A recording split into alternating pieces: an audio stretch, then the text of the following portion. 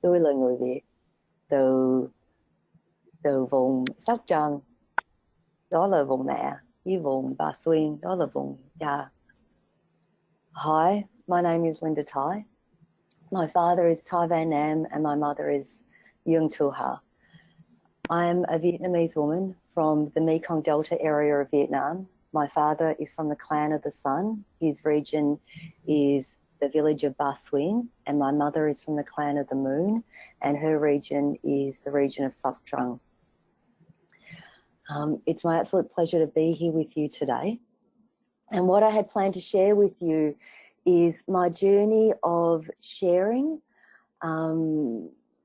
about trauma and resiliency into the Alaska Native community. It's been a short journey of the last 18 months. And within that, I just want to have a whole bunch of caveats. So it's just a simple sharing of what I've learned along the way. I'll be sharing some of my mistakes as well as sharing what I've learned. In the sharing of ACEs, stress reduction and relaxation skills, compassion, fatigue, resiliency skills into the Native community. And I'm open to feedback, I'm open to growing, and I'm open to learning along the way with all of you. So this journey started, let's see, it started with Dorothy Coaglia of Fairbanks Native Association's Community Services. So she had attended a trauma-informed care training that I offered into the community of Fairbanks. And based on that training, she decided that she wanted to invite me into her organisation to do a weekly stress reduction and relaxation class with the elders there. And Karen Eddy is the director of community services of FNA, and so I had a meeting with them and they said, yes, this is what we want you to do, come and meet the elders. And so for the first time since being here in Fairbanks, and I've been here since 2008, and this happened, I think, around October, November 2018, I'm at FNA. And for the first time since being here in Alaska, I am in a room of all Alaska Natives. And I thought, wow, this is so wonderful. And yet I'm feeling so incredibly intimidated, like I'm way out of my league. And I'm thinking, it's okay, I'll figure it out as I go along. For whatever reason, people believe in me. And so I'm there, I get introduced to the elders and I introduce myself. And what I found really curious is that I'm introducing myself and then I'm thinking they're going to ask me questions about this stress reduction and relaxation class that I'll be holding each week. And they didn't ask me those questions. They asked me about where I was from, where I was raised, the land of my ancestors. And I was raised here in the West. I was raised in Australia and I have a master's in social work. And prior to that, I'd been working at Turning Point Counselling Services, where it's very much, psychotherapy. And so I had this notion of, oh, you don't self-disclose about yourself to others. And I thought, well, to be culturally competent means I have to answer these questions. So I'm answering questions about my homeland and about the history of my ancestors. And the feedback that I got, or the responses from the elders, were, oh, your country has a history of colonisation. Huh. And I also heard, I'm also hearing historical trauma. And it's funny because these are things that I know about myself, but I hadn't actually integrated my head and my heart. And so in hearing this feedback from the Native elders, I'm thinking, oh, I'm going to have to reconcile some things here because I'm getting the sense that these are things that I'm going to need to have to talk about. And so I also get questions asked about speaking Vietnamese, and then I'm noticing my own stuff around not speaking Vietnamese very well come up. And I just stay with it. And I stay with the curiosity of this. And so after about 5 months of leading these weekly stress reduction and relaxation classes with a small group of Native elders, I learned a lot of things along the way in that journey.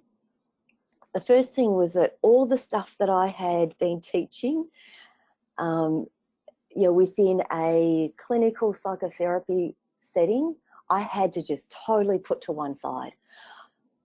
For about 4 years, I'd actually led a stress reduction and relaxation weekly class, firstly with an advanced nurse practitioner who has the capacity to prescribe drugs, and then after that with a licensed clinical social worker. And there was a lot of psychoeducation, there was a lot of skills building, there was a lot of breathing and meditation and mindfulness and stretching and yoga. And what I learned in working with the elders is that gentle stretching and chair yoga is not relaxing for them. It was good for them, but it wasn't relaxing for them. Counting the deep breaths was not beneficial for them either, because their lungs are just, they're older. It's been a lifetime of perhaps a chronically collapsed body shape, and so breathing was difficult. So for me to do what I would do with other populations, which would be inhale 4, 3, 2, 1, exhale 4, 3, 2, 1, that was not working. So I quickly let go of that. I quickly let go of the psychoeducation about the stress response in the body and what chronic stress does to the body and what chronic stress does to our ability to regulate our emotions. It just wasn't working. What did work, I noticed, was the use of storytelling. And so what I would do would be I would use the stress reduction techniques, such as cognitive reframing, but I would share that in a storytelling kind of way. So an example of that would be, I would share a story that my grandfather had shared with me. And that story would be about a friend of his who was old, and one day there was, sorry, I've forgotten the story. It's been so long since I've told it. It's the good thing, bad thing, who knows story, right? Of one day he wakes up and his horse had run off, and all the villagers were saying, oh, that's such a bad thing. Your prize stallion has run off. And then 3 days later, the horse comes back, and the horse has brought back with it 3 wild mares. And then all the villagers are saying, oh, that's such a good thing. Your horse has come back with 3 wild mares. And then the villager's son starts to try and ride these wild horses that the stallion has come back with. And he ends up breaking his leg. And all the neighbours are saying, oh, that's such a bad thing. Your son has broken his leg. And then a few months after that, a war breaks out. And all the young men are conscripted to go fight in this war. But this villager's son, whose leg still hasn't healed yet from it being broken from falling off the horse, can't go to war. And then all the neighbours are saying, oh, that's such a good thing, right, that your son's not going to war. The young man then doesn't have any of his friends around, and they've all gone off to war, and so he starts gambling and drinking and being a layabout. And the villagers are saying, oh, that's such a bad thing, right? He's now drinking. And so the story just continues. And so I then shared that story as a way of cognitively reframing, good thing, bad thing, who knows? And I would find this over and over again, that if there was something that I wanted to share that I'd learned from, the world of Western psychotherapy, I needed to reframe it in such a way that I could share it from a storytelling perspective. And what would happen after that there'd be this silence. And then the elders would say, that reminds me of a story that my mother would share with me, or that reminds me of something that happened to me when I was a child. Right? And so their way of integrating through the experience of sharing stories, I found to be very much touching for me, because it reconnected me to a part of my own ancestral wisdom that I had lost touch with, because my family had come out to Australia at the age of 2. There'd also be a lot of laughing. At some point along the way, I got trained in laughter yoga, and I noticed that doing laughter yoga techniques was very much a strengths-based way of just encouraging that reminder that we can laugh for no reason. And so we would do things like, very good, yeah. And then the laughter would erupt, and then we would just sit in laughter, and you know, there'd be laughter yoga stretches and laughter yoga imaginings that we would then imagine picking berries and putting them in the berry bucket. And every time a berry hit the berry bucket, normally the sound is plink, plink. But this berry, we put it in the berry bucket and it makes a hee sound.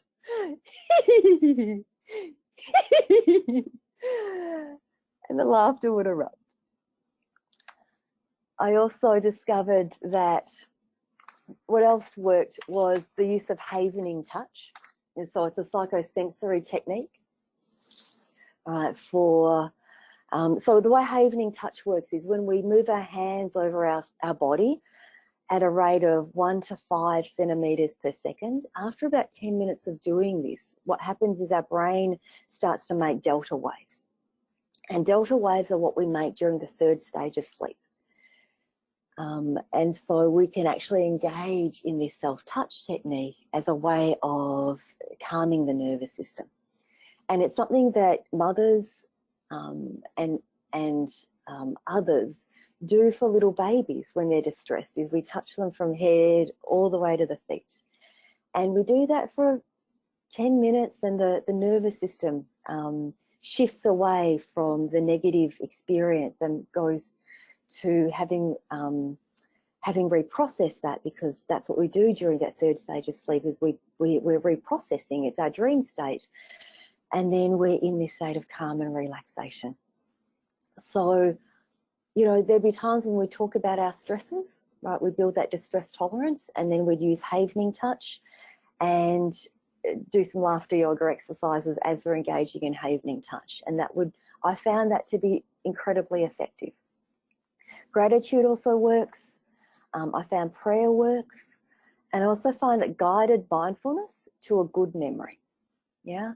And so I would just bring talking points each week, and the elders would then share about a good memory, and it would be something that would just be naturally arising. So spring would come, so I would ask about their favourite springtime foods, and then we would just sit and laugh about muskrats and all the ways to cook muskrat, and all the ways to preserve and the things that they would do with the muskrat hides, and their activities that they would do in the springtime. So it was actually very natural and very organic, and I found myself in this jolt of this Western training and this Western thing, and then letting myself flow into the organicity of what is going on in the environment around me, and how can I just naturally weave that in. You know, Mother's Day was also another good example. And you know, a Native woman has stories to tell when she's had 14 babies, and then she starts her next story with, and there was this one time. So there was a lot of laughter and a lot of building in and leveraging off of what is already so. Whereas in sort of Western psychotherapy, we would have to imagine a good memory and then flesh it out. And where do you feel this in your body? And how can we somatically embody that even more strongly? It was like I could just let go of all of that and just allow that which was there to naturally arise. It was a good lesson for me in faith and surrender. So at some point that naturally came to a close in terms of doing this weekly stress reduction and relaxation class with the elders. And I felt that I learned a lot more than what I gave into it. So I'm so grateful for that experience. And along the way, there was stuff of mine that bubbled up, right, which I would share and they'd also share. and natural questions and curiosities that I had, you know, such as, hey, I've noticed that you've all got Western names, and so do I, and perhaps we could just share about our native names and what that means for us. And so there were things that I just learned about the similarities that I didn't realise that my culture has in common with native culture. So I'm learning the value of storytelling. I get invited to present at a FNA, Fairbanks Native Association Lunch and Learn event, and it's about building resiliency for our children and grandchildren. So I'm like, cool, I think I'm getting this. I have a PowerPoint, but I'm going to weave in storytelling into the PowerPoint. So I talk about the 7 C's of resiliency: competence, confidence, connection, character, contribution, coping, and control. Today, when I was putting this back together again in terms of this presentation, I noticed there were a couple of C's missing: context and culture. And then I went and looked back up, where did the 7 C's of resiliency come from? Right, and it does come from a more Western paradigm. But anyway, I do this PowerPoint presentation, the 7 C's of resiliency. I weave in storytelling, and at the end of it, a man approaches me, and I call him a young man because by this point in time, my view of age has changed. So he's in his 50s, and he says to me, "I really enjoyed your presentation, but I was waiting to hear you talk about what to do when you haven't dealt with your own trauma, and that this means that you're hurting the people closest to you, because I see this amongst my people." And I looked at him and I said, I was actually waiting for one of your people to bring this up, because I feel that it's so inappropriate for me as an outsider to comment on something that's negative or unpleasant that's happening in your community. And he says to me, "But I can't, because everyone here knows me and we all know each other, and we need you to talk about that." And I said to him, you know, in my head, I'm thinking, why bring up something when I don't know any resources for the elders to go to help them heal so that they can stop hurting those who are closest to them?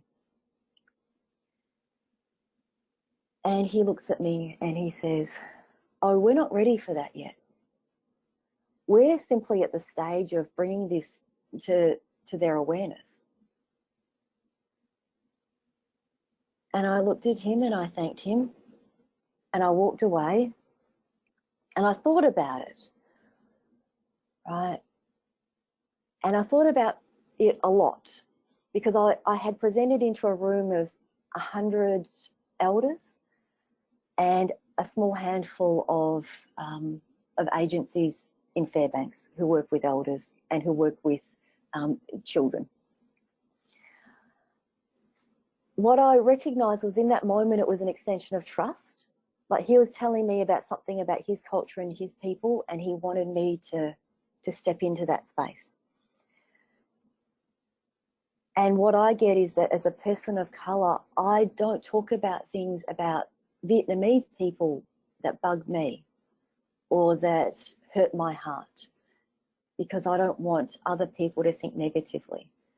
And yet I probably would if it was the right person, the right context, and if it was something that I felt my people would really benefit from hearing about.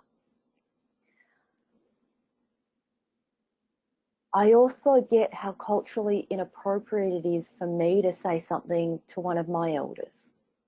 You know, here's a man in his 50s and he's not able to say things to his, you know, to people in their 80s.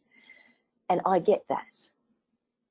And so it's the need for someone from outside to raise that, because I would find it incredibly difficult for me to say something to my parents or my grandparents that it would just be too personal. And so, but I didn't know what to do. So I get it, but I didn't know what to do. So I went and talked to my friend Dorothy Coaglia at Fairbanks Native Association, who I'm so ever grateful towards. And she said to me, you know, he's right. Like, he's right. I need to begin to learn how to step into these conversations, because because that's what is being asked of me at this point in time. And so what we agreed upon is that I would actually share about my experiences from Vietnamese culture and do it from a storytelling perspective. And then maybe if I felt it was appropriate, I would say, and this is what I've noticed in Native culture. And maybe not even say that, yeah? But there was also another slight problem that got in the way. And I see it now as an opportunity for growth. So I've previously shared my story with a newspaper journalist here in Fairbanks. I've also recorded a radio interview here in Fairbanks. But here's the thing, I know how to tell my story to white people, right? From a white person to in a way that that's okay. But I hadn't yet fully inhabited my Vietnameseness. I hadn't stepped into those aspects of myself that I disconnected from and that I had struggled to reconcile.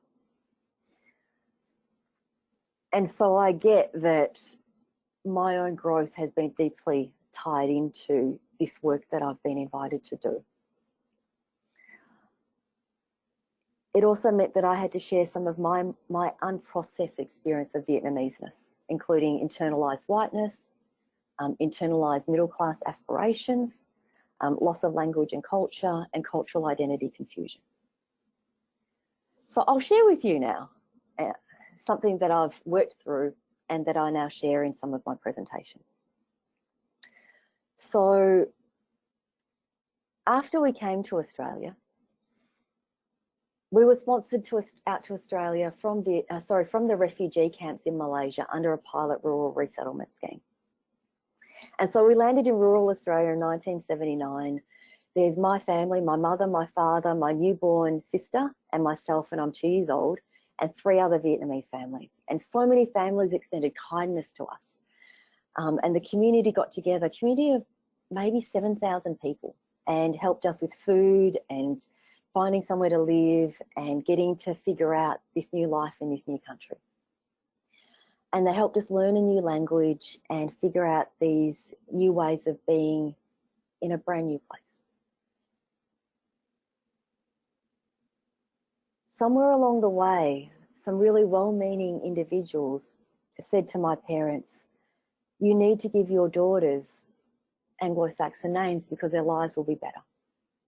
And knowing that there was no home for my parents to go back to, and being surrounded in a culture where there was 98% Anglo-Saxon individuals, they figured that that would probably be a good idea. And it's only now at the age of 42 that I've come to recognise the loss that's involved in that. And spending the first couple of years of our life in rural Australia meant that we learnt English. And my parents learned English. And after about 2 years there, we moved to the big city of Melbourne, the traditional lands of the Wurundjeri people. And we went there to find other people who knew what it was like to be refugees and to be resettlers in a new land. And so we found other Vietnamese and we forged our lives ahead. My parents, I knew, loved me because they were never there.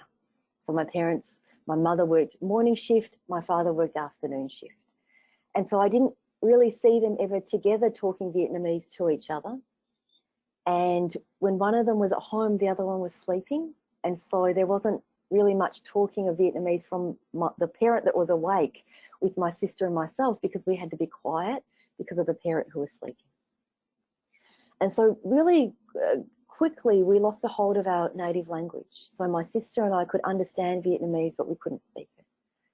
And my parents could speak a little bit of English, but they spoke a lot of Vietnamese. And their English was good enough for us to communicate basically with them, and same with the Vietnamese.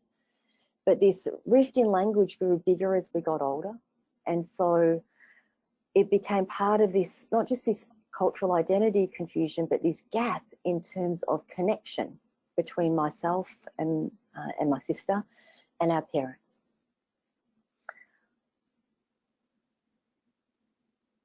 We went to Vietnamese language school.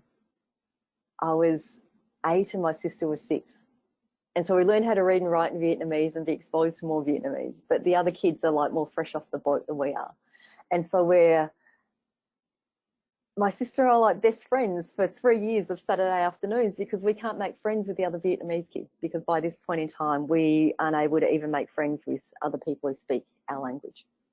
And so there's a lot of internalized shame that develops as we're getting older, because that thing where people will judge each other, right, and how well you're parenting your kids or not parenting your kids. Like that happens in Vietnamese culture too, but then the aspect of language and identity comes into it. And so we're getting sort of this lateralized violence, I guess, of how Vietnamese are your kids, and where my family are starting to feel like we're on the outside because my parents are getting judged for how my sister and I don't speak Vietnamese very well.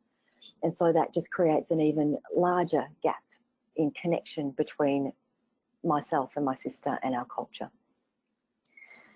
And because our parents, we didn't see them be affectionate towards each other, we didn't see them be physically intimate towards each other or emotionally intimate, and that's part of the dynamics of our household. What we also internalized growing up is that if my sister and I wanted the emotional and physical affection that we were deeply craving, we needed to marry outside of our race and outside of our culture. And so my sister and I both married white men, and it's something that it's only like recently that I have begun to recognize the loss in mirroring and reflection of myself. That happens when I'm not able to be surrounded by someone who also engages in the same practices of culture. And my sister and I have talked about our friends and who they have married, and we began to join some dots for ourselves. Our friends who had parents who were affectionate with each other and with their kids, they tended to marry within Vietnamese culture. With what I know now, I see that our boat people journey from Vietnam to the refugee camps in Malaysia was a lot more traumatic. And so our parents, they were numbed out and depressed and unable to give or receive physical touch because that was just too much for them. And I see now how that has impacted us in terms of loss of culture.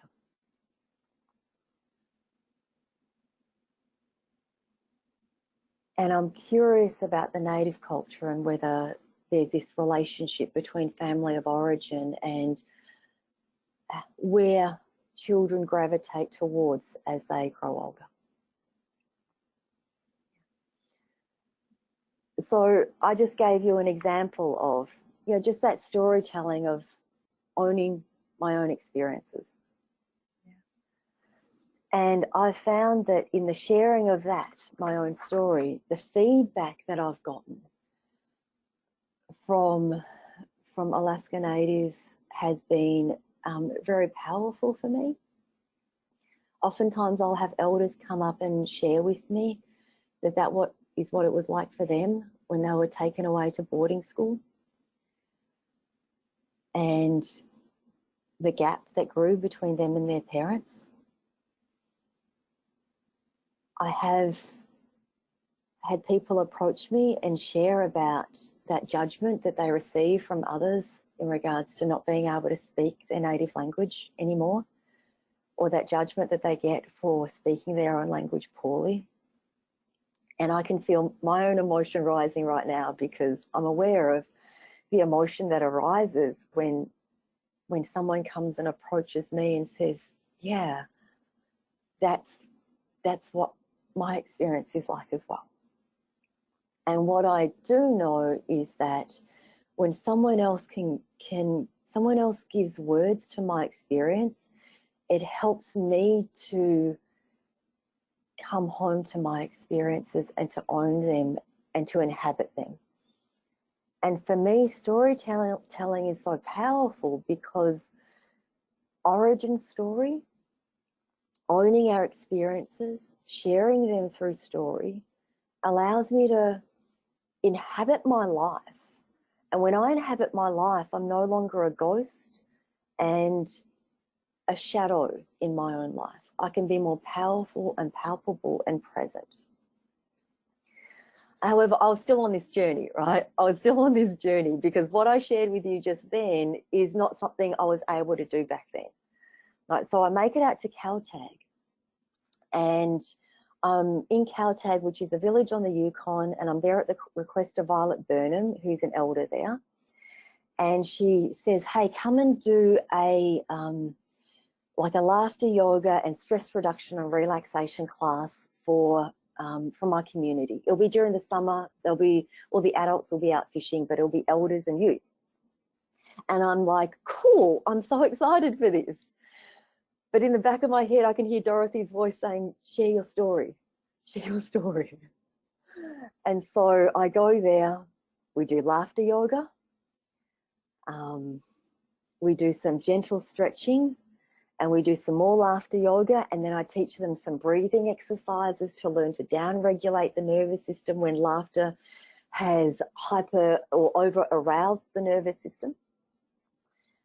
Because it's easy to learn how to down-regulate the nervous system when you're too excited or too happy, and to practice those skills then, rather than learning this to use this when you're angry or upset. Yeah, so if we can create the patterns of practicing this so that you know that it works when you're excited. Yeah. And then for the last 15 minutes, I share my story for just 15 minutes. And I get on the plane and I get on the next plane, and for the entire 3-hour plane trip home, I'm crying. Because I could actually feel in my body how immensely touching it was for people to hear that someone had been through the same but different. And somehow Dorothy knew this. And when I share my story, she could tell that it was different enough that people don't spiral into their own trauma story and their own trauma histories. And it's different enough that they're able to connect to the similarities and to ascribe words to their own experiences in such a way that I hope allows for some closure and some reclamation of identity and reclamation of story. And part of reclamation, part of that process does involve grief for what has been lost. And then I finished that presentation that day with that reminder to laugh, because I did not see my parents laughing or being happy. And I think that is part of my own journey in regards to seeing how their healing has also involved learning how to laugh again.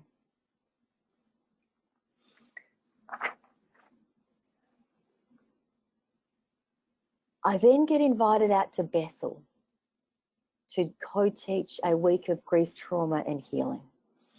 And it's for Diane McCachran, the University of Alaska Bethel, the Rural Human Services Program. And her cohort of 30 students is all Alaska Native. Their first language is Yupik or Chupik, and there are also 3 elders in the room. Esther Green, Mary Beaver, and Irene Davis. And what really touched me when we did the introductions is that all the people in the room, all the students in the room whose ages range from their late 20s to their mid-50s, they were all there in this Rural Human Services Program in some way or another to help their people. And I found that so moving and so touching. And so we're doing introductions, and I step into that spaciousness of sharing my story for a whole hour to an hour and a half. Because by this point, what I've come to understand and learn is that when I share with you my story, then people know who I am.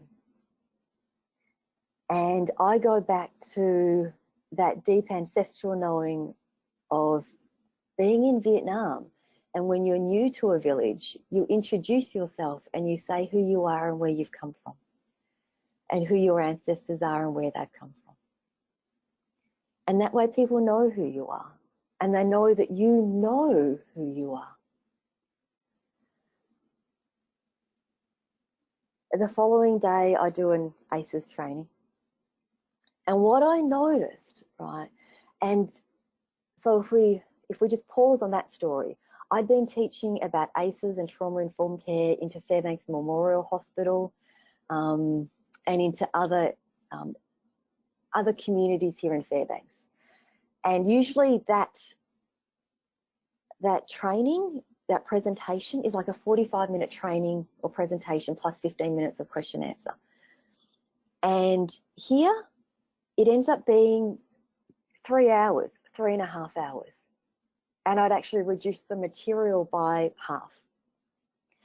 And I share about the ACEs training, the ACEs material from a storytelling perspective of the original principles of the ACEs study, and how they stumbled across being curious enough to engage in a longitudinal study about the adverse consequences of your childhood experiences.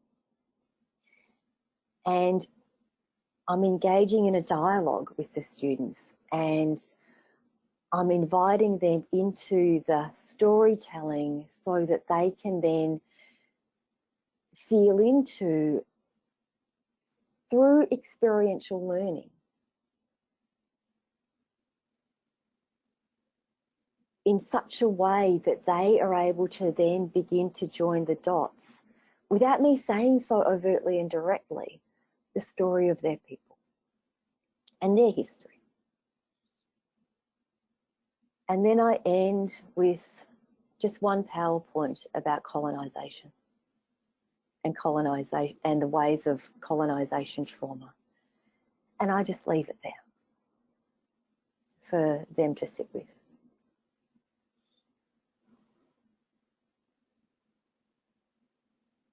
I think what I've learned in this journey is that there is something about the roles, right? So in that environment, my role is as a teacher. However, I'm simply a member of the collective. And this is very much counter-cultural in terms of the Western culture of psychotherapy that I had been trained in regards to that clinical distance and that emphasis on non-self-disclosure.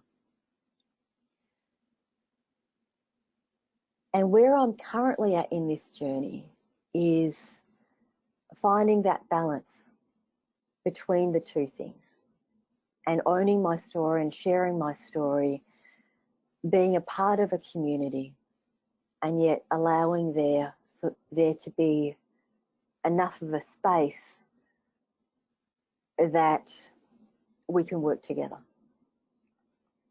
I share with you one story about working in residential addiction treatment with a native client, a man in his, I think, late 30s. And it's a six-week program.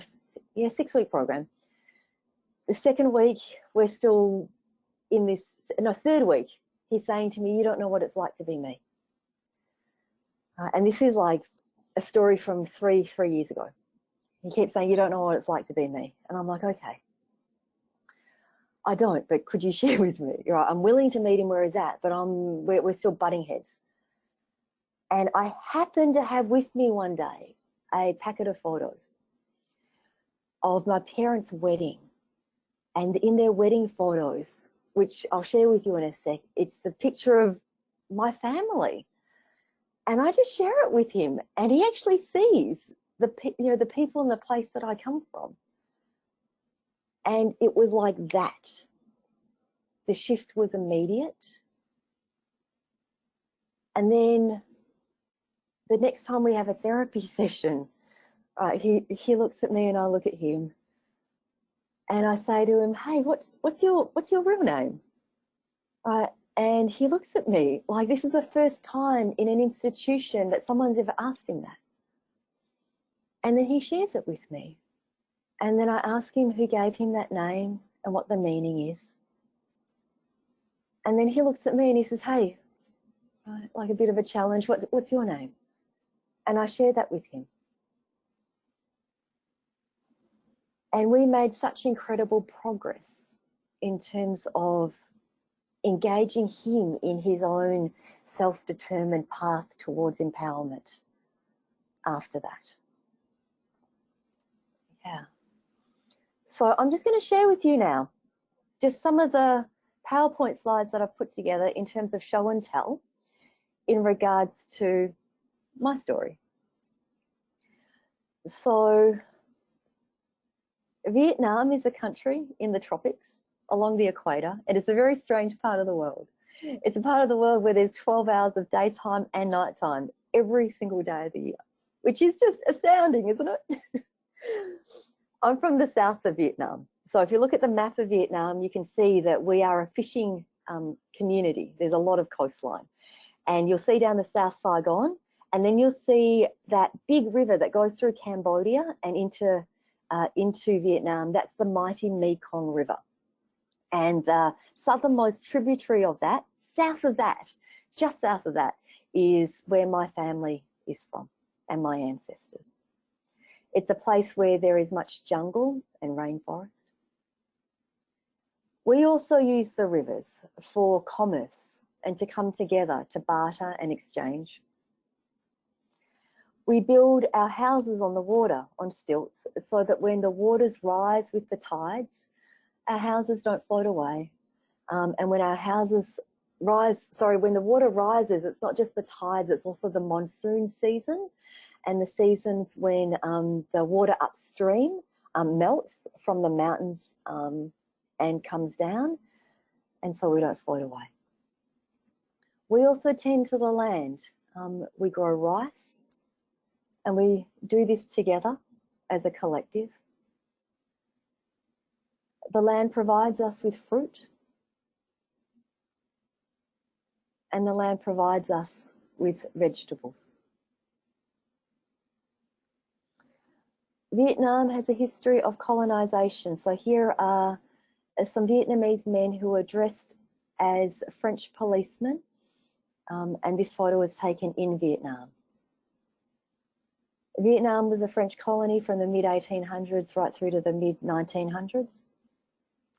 So similar to other places in the world where French had their colonies, they used their colonies to raise taxes, raise income for the French government back home. So you'll see in here rubber trees and Vietnamese workers working to collect rubber from the trees and to turn them into rubber. Between 1910 and 1935, of the 45,000 rubber plantation workers, about a quarter of them died from working the 12 to 14 hours a day. In order to continue raising money for the French government, the French did what the British did in China, which was grow opium and get the local population engaged in the use of opium products, which the French colonial government had a monopoly over the production, distribution and sale. And they raised revenue from us in this way as well. You can see the vestiges of French colonies here. This is the, here in the architecture. This is the building, Thành phố Hồ Chí Minh. So this is the post office in Saigon. This is a French villa in the highlands of Vietnam. Vietnam also has a history of war, not just with the French, but also with the Americans. And it was a war in which there was much terror for everyone who was involved. After the American troops left in '73, it was simply a matter of time before the communists took over the south of Vietnam. This is April 30, 1975, the Vietnamese Imperial Palace being taken over by the Vietnamese Communist Party. This then led to the beginning of one of the biggest exoduses in Vietnamese history. Everyone who could get out did get out. And we went by boat to all the neighbouring countries. And this diaspora of over 1 million refugees took us all over the world. Apparently 50% of those who braved the boat people journey did not make the trip. Amidst this backdrop, so 75 was when the South Vietnamese government fell. This is my parents getting married in 1976. So in our tradition, my father is the man in the centre carrying the flowers, which you can't really see. He's in the black suit. He is walking with his family and with the village behind him to go to my mother's house to ask for her hand in marriage. They travel by car to get to the ceremony, which will be at the altar grounds of our ancestors. My mother here, I think, is 16 and my father is 24, 25. Here is my father and my mother with all their brothers. So my father's brothers are on his right, my mother's brothers are on her left. And here are my father and mother with their sisters. And here they are with their parents. So we come back once again to this exodus. So they get married in 75, my mother gets pregnant, I'm born in 77. And my father is wanted by the communists because he manages a gas station owned by his aunt, which then makes him a capitalist. So he's wanted, he's there and not there, and he's in hiding and out of hiding. And we need to leave the country because we really quickly recognise with all the people being sent to communist free education camps that Vietnam is no longer a safe place for us. I'm about 2 years old. I'm the first grandchild in the family, and my grandparents and my aunts and my uncles are saying, no, don't leave. It's such a treacherous journey. Nam and Ha, why don't you go? And we'll send no when you get to the foreign shores and you're safe. And my parents say, no, we have to leave as a family. And so we leave. We become part of the boat people diaspora. And on our journey, we brave the open oceans in boats that are generally only they're not seaworthy, they're river-worthy for the most part. And we brave these overcrowded conditions in big stormy seas. Pirates from Thailand who loot and ransack and commit atrocities. And our boat was left without motors, with one floodlight working and a bunch of traumatised women out in the open ocean, floating on the currents of the waves. And after some days, we make it. However, we don't quite make it because we hit a storm, even though we can see land a ½ kilometre away. And our boat starts sinking. And my mother ties me on my dad's shoulders with a shirt. And he jumps into the waves and swims. And my mother stands there with her big old belly. And young men are saying to her, jump, jump, we're here. And they're there in the water with the life buoy. Nhảy đi, nhảy đi. And so she holds onto her belly and she jumps. And they swim to shore. This is stock footage from the Syrian boat people crisis. When my people saw the images of what was happening to the Syrian refugees, it brought back the stuff that came up for them. Because when you're in it, you don't see it. I know that here in the West, people saw what was happening to our people, but we didn't see it because we were in it. And so when we saw it happening to the Syrian refugees, we had that moment of, oh, that's what we lived through. There was a boy on our boat whose story my parents only told me once the Syrian crisis had happened, that died on that swim to shore because his dad swam with him side stroke to shore. We made it to Bidong Island in Malaysia. And the locals were just pointing. They were saying, walk in that direction. We make it to a refugee camp that is set up by the United Nations High Commission for Refugees and the International Red Cross. While we're there, my little sister is born. My mother was 47 kilos when she was full-term pregnant, which I think equates to 105 pounds, full-term pregnant with my sister. She gives birth there. My dad has a life-threatening accident. He has an operation done on his skull by Médecins Sans Frontières, Doctors Without Borders, and he manages to live. My sister was so cute in our immigration interview with the Australian immigration officials that they ignored the bandage around my father's head and they just stamped our visas and said, welcome to Australia. These are our intake photos. So on the left is the photo that we took when we first arrived, and the two photos on the right are the photos that were taken when we left. We make it to Australia. This Pyro Rural Resettlement Scheme was organised by the Catholic Church, and we're not Catholic, and we are so grateful for the Catholic Church for setting this up. So here's us with the other 3 Vietnamese families.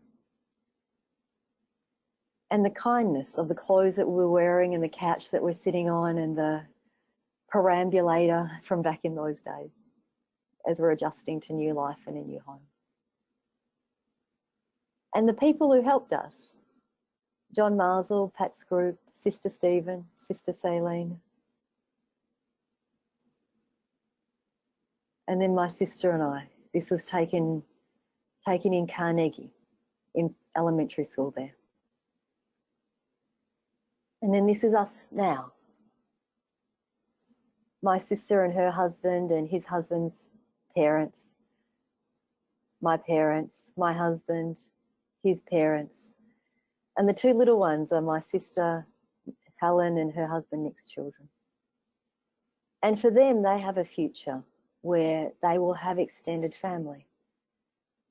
And I hope that in reclaiming my identity and my identity story, I'm actually helping to provide for them a sense of who they are. Because for me, this sense of not belonging that has been with me my entire life, I've come to learn has been underpinned by not having a sense of identity. And when your parents are too traumatized to tell you who they are and where they've come from, and that homesickness and heart sickness and soul sickness prevents them from talking about it, I grew up bereft of a sense of identity. And what I notice is the strength that happens in culture and in reconnection with culture. And to allow that to be the hope that underpins the resilience that we have. Because we talk about intergenerational trauma, but we rarely talk about intergenerational resilience.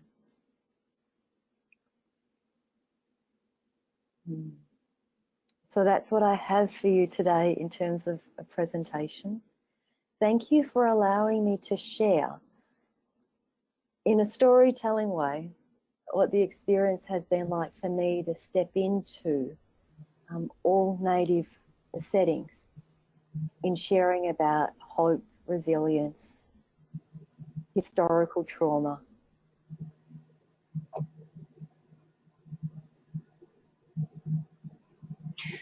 Linda, thank you so much. We are at the end of the hour. This is Laura speaking again, but I'm willing to stay on a little longer if people have some questions. I'm going to switch the screen really quick just to conclude. So you should hopefully be able to see my monitor now. So this is our website. If you would like to check out resources about trauma and resilience. We try to map to everything else happening in the state. And if you'd like to contribute a topic or suggestion for a speaker for the next quarterly webinar. So Linda is our first presenter for our first ever webinar of this quarterly series. And so if you have an idea for someone you'd like to present, please contact us. You can contact us here or write me or call me directly. But yeah, if anyone has any further questions for Linda, you can type them in or unmute yourself and speak.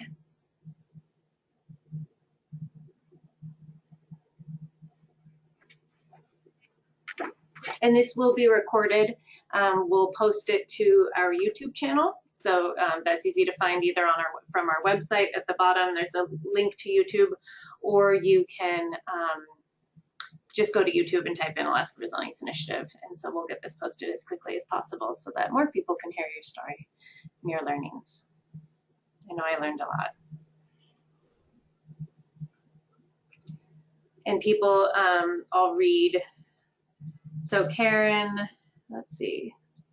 We have people writing in. So Melissa Powell said, thank you. Lisa Meath said, this was such a valuable experience. Thanks very much for the incredible sharing. Karen Killen-Brown said, thank you so much. We are our stories. Marissa Jensen said, yes, thank you, Linda, for sharing your story and experience. And Laura Ari for hosting this opportunity.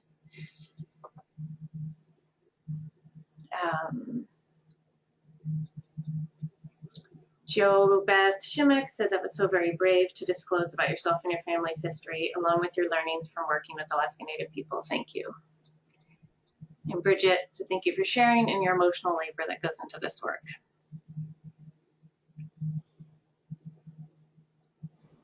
If anyone else would like to say anything, can. Otherwise, we will end the recording. And then Linda, you had shared your email address, so it looks like that's a good way to get a hold of you. Is there anything else people should know about how to get a hold of you, how to bring you to their organization?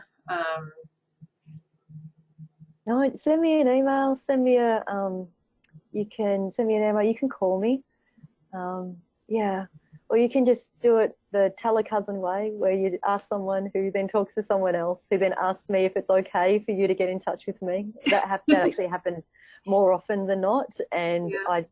I love it. Actually, I actually love it. Yeah. Great. Yeah. And do you have a Facebook page or Twitter or Instagram or anything that we should, or YouTube? I have a Facebook page, Linda Ty. Have a look for me. I'm there with my dog. That's my profile picture. Yeah, so please hit me up on Facebook. Okay, great. And again, the Alaska Resilience Initiative serves to amplify all of the work happening, including Linda's, to network people together, to connect people to resources. So our website, akresilience.org, which is up here, but also our Facebook and Twitter and YouTube kind of serve that same function. So follow us on those platforms to hear about events and opportunities and trainings and resources and articles, but also to submit events to us. So you can tell us about things going on that we can then share and amplify by emailing or by tagging on Facebook or anything like that. All right, well, thank you. I'm going to end the recording. Thank you.